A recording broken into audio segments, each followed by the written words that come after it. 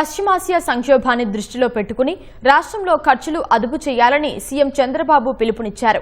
వనరులను పొదుపుగా వాడుకోవాలని సూచించారు. పొదుపు చర్యల అమలుకు మంత్రులతో ఒక కమిటీని, అధికారులతో కార్యనిర్వాహక కమిటీని ఏర్పాటు చేద్దామన్నారు. ఈ విషయాలపై మంత్రులు, అధికారులతో గురువారం జరిగిన మంత్రివర్గ సమావేశంతో పాటు ఆ తర్వాత కూడా సీఎం సుదీర్ఘంగా చర్చించారు. మంత్రివర్గ సమావేశంలో అజెండా అంశాలు ముగిశాక తాజా పరిణామాలపై ముఖ్యమంత్రి చంద్రబాబు సహచర మంత్రులతో కీలకంగా చర్చించారు.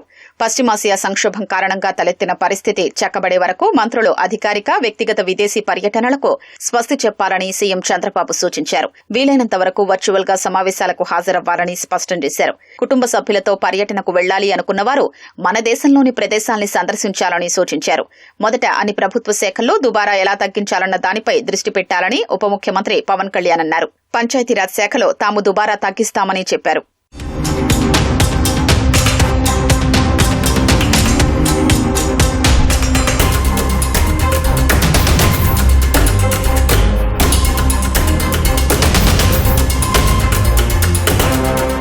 దేశ ఆర్థిక పరిస్థితిని గాడిలో పెట్టేందుకు ప్రధాని చేస్తున్న ప్రయత్నానికి ప్రతి ఒక్కరూ సహకరించాలని చంద్రబాబు కోరారు.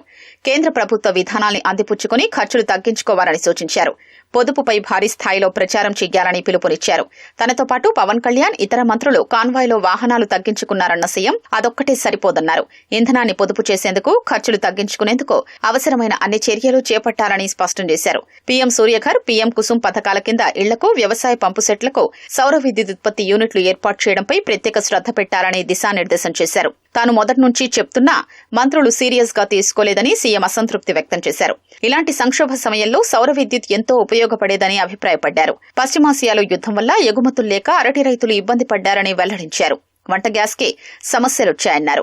మంత్రులు, అధికారులు క్రైసిస్ మేనేజ్మెంట్ నేర్చుకోవాలని సీఎం హితబోధ చేశారు. దీన్నో సవాల్గా తీసుకుని పని చేయాలన్నారు. విద్యుత్ వాహనాలకు మారాలని, అదే మంత్రులు, అధికారుల నుంచే మొదలవ్వాలని స్పష్టం చేశారు. వీలైనన్ని ఎలక్ట్రిక్ వాహనాల కొనుగోలుకు ప్రయత్నించాలని సూచించారు. ఈవీ ఛార్జింగ్ స్టేషన్లో వీలైనన్ని ఎక్కువ ఏర్పాటు చేయాలన్నారు. ఈ స్టేషన్లు త్వరగా ఏర్పాటు చేసేవారికి రాయితీలు ఇస్తామన్నారు.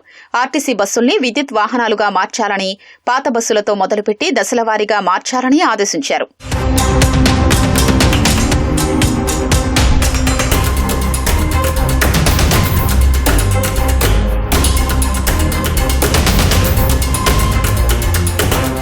యూరియాపైన యుద్ద ప్రభావం ఉంటుందన్న సీఎం గతంలో యూరియా కొరతతో రైతులు ఇబ్బంది పడ్డారని గుర్తు చేశారు. ఈసారి ఆ పరిస్థితి తలెత్తకుండా ఇప్పటి నుంచే జాగ్రత్తలు తీసుకోవాలన్నారు. ప్రభుత్వ కార్యక్రమాలకు, జన సమీకరణకు వాహనాలు ఏర్పాటు చేయడం వంటివి వద్దన్నారు.